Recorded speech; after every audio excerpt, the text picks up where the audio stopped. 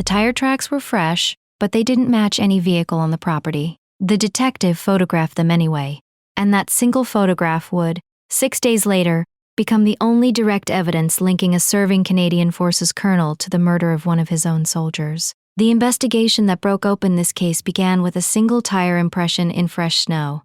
The killer was a man the Canadian military had trusted with the Queen of England, the Prime Minister of Canada, and the keys to its largest operational airbase. On the morning of January 29, 2010, Jessica Lloyd was 27 years old. She lived alone outside the town of Belleville in eastern Ontario. She drove to a friend's house each Sunday for breakfast. On this Sunday, she did not arrive. By Monday afternoon, her brother had called the police. By Tuesday, Ontario Provincial Police investigators were standing in her empty driveway, examining vehicle tracks in the snow that had begun to fall the night she disappeared. Detective Constable Larry Renaud studied the impressions for several minutes before he photographed them.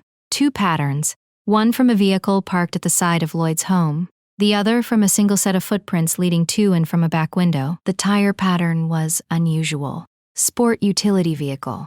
Specific tread design. According to the agreed statement of facts later filed in the Ontario Superior Court at Belleville, the OOPP would within 24 hours circulate the tread photograph to roadblocks set up along every major route out of Quinte County. The killer had left the scene roughly 36 hours earlier. Investigators believed he was still in the region. By Wednesday, February 3rd, OPP had set up a vehicle stop on Highway 37 between Belleville and the village of Tweed. Every sport utility vehicle that passed northbound was photographed. Tires were chalked and measured. Drivers were asked briefly and politely where they had been the previous Sunday night. Around 8:15 that Wednesday evening, a 2009 Nissan Pathfinder slowed at the stop.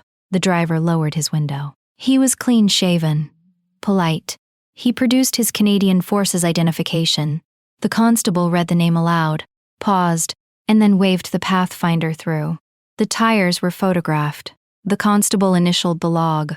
The driver continued north. There was nothing in the constable's manner that suggested suspicion.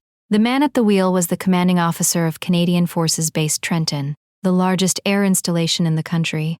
According to Reuters reporting that would surface months later, this single roadblock photograph, image 91 in the OPP's documented vehicle stops that week, would, when compared against the tread impression from Jessica Lloyd's driveway, register a forensic match within 20 hours. The colonel did not know this. He drove home that night and went to bed. The Ontario Provincial Police were already preparing a surveillance team. His name was Colonel David Russell Williams. He was 46 years old. He had taken command of CFB Trenton in July of 2009, Canada's largest air installation and the operational hub for every Canadian Forces aircraft involved in the Afghan deployment. He had flown the Queen of England in May of 2005. He had flown the Prime Minister of Canada on overseas state visits. He had transported the bodies of Canadian soldiers killed in Afghanistan home to their families. He held the second highest possible rating in his last psychological evaluation.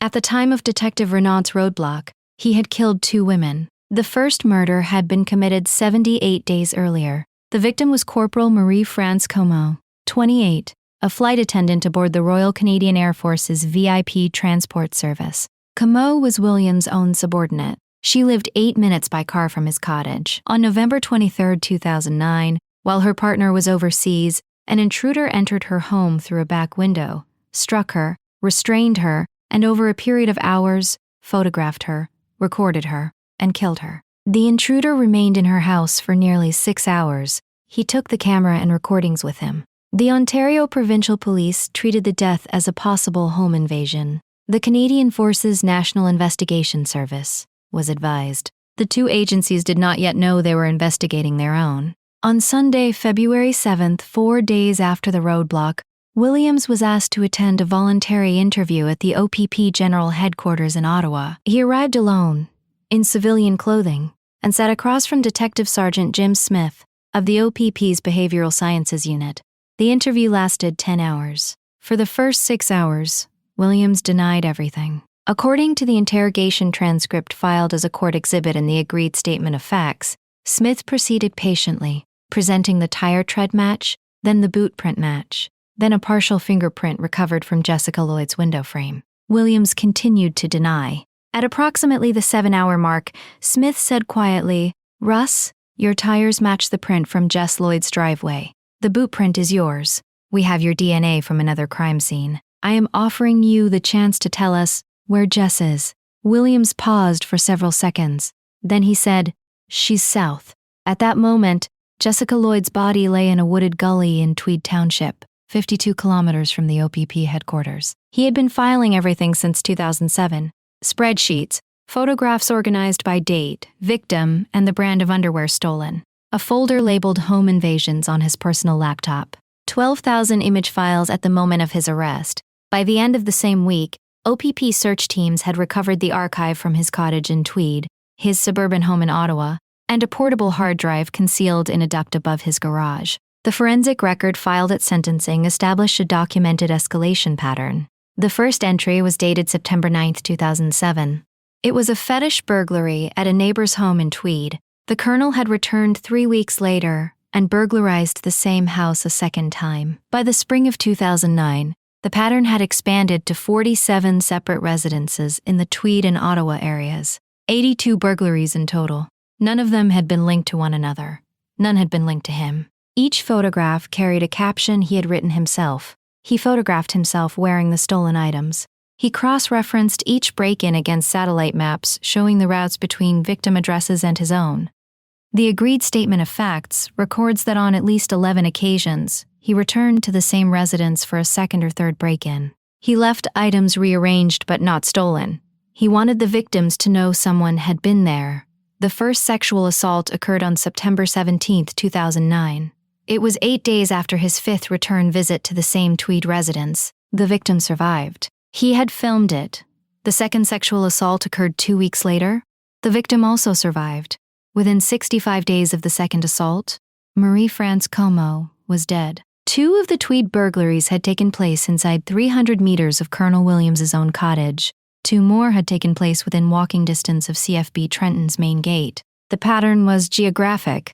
It was also fully documented by the killer himself for the duration of 2.5 years. Ontario Provincial Police investigators had, between September 2007 and November 2009, opened files on dozens of these burglaries. The fetish nature of the thefts had been noted in 3 separate incident reports. The OPOP did not have, in 2007 or 2008 or 2009, an obvious reason to suspect a serving Canadian Forces colonel. According to Associated Press reporting following the sentencing, the question of whether Williams could have been stopped earlier became, for the families, the central one. Could he? The archive said yes. 6 days after Marie-France Comeau's murder, Colonel Williams attended her military memorial service at Canadian Forces Base Trenton. He had not yet been suspected. He sat in the second row. He shook hands with her partner. He spoke briefly to her family. According to the agreed statement of facts material entered at his sentencing, in the weeks that followed, he chaired the base's response to the investigation. He authorized resource transfers. He briefed senior officers on operational impact. He requested updates from the Canadian Forces National Investigation Service. The killer was, by formal chain of command, in receipt of the manhunt's progress reports. On October 18, 2010, in the Ontario Superior Court of Justice at Belleville, David Russell Williams pleaded guilty to 2 counts of first-degree murder, 2 counts of sexual assault causing bodily harm, 2 counts of forcible confinement, and 82 counts of breaking and entering. Justice Robert Scott imposed 2 concurrent life sentences. Williams will not be eligible to apply for parole until the year 2035. According to Reuters' coverage of the sentencing, the Canadian Forces stripped him of his rank, expelled him from the military, and incinerated his uniform on the parade ground at CFB Trenton on October 22, 2010. His commission was burned. His medals were destroyed. The Canadian Forces did not, at any point during the sentencing, comment publicly on the screening that had cleared him. He had passed every psychological evaluation administered by the Canadian Forces between his enlistment in 1987 and his appointment to command CFB Trenton in 2009. He had passed his 2003 evaluation for security clearance to fly the Prime Minister. He had passed his 2005 evaluation for security clearance to fly the Queen. He had passed 8 scheduled and unscheduled evaluations across 22 years of service. He had been described in his last fitness report as exemplary. According to peer-reviewed research published in academic forensic journals, paraphilic offenders who engage in non-contact fetish behavior demonstrate on standard psychological screening instruments scores that are statistically indistinguishable from the general officer population. The tests are calibrated to detect operational risk. They are not calibrated to detect what Williams was. After his sentencing, Williams was assessed by a Correctional Service of Canada forensic team.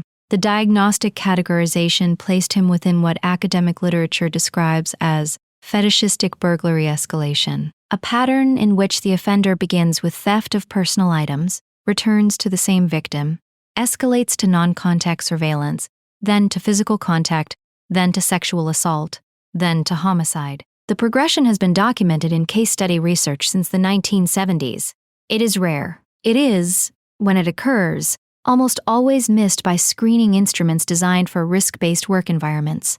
The Canadian Forces has not, as of public record, modified its psychological screening protocols in response to the Williams case. Investigators still do not know how many fetish burglaries Williams committed that were never reported, never linked, or never connected to his archive.